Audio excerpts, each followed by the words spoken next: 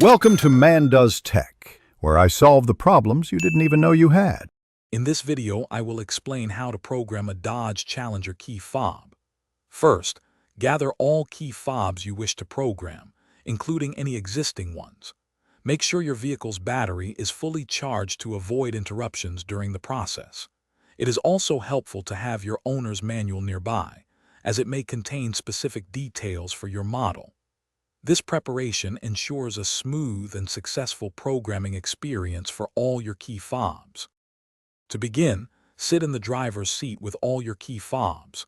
Insert an already programmed key into the ignition and turn it to the on position, but do not start the engine.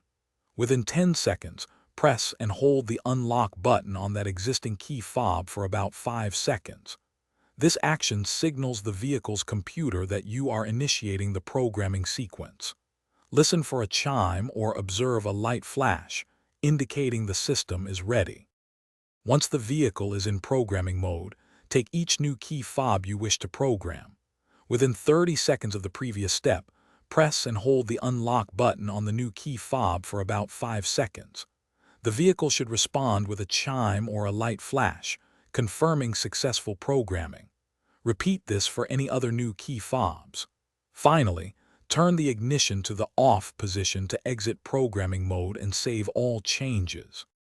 After completing the programming steps, it is crucial to test every key fob to ensure they all function correctly. Check the lock, unlock, and any other buttons to confirm they operate as expected. If any key fob does not work, you may need to repeat the programming process for that specific fob.